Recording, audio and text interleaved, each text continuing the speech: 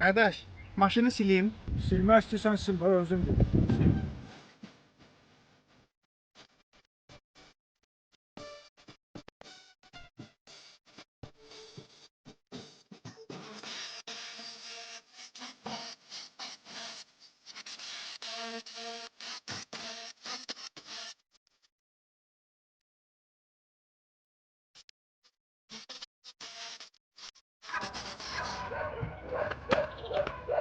Qardaş sildin.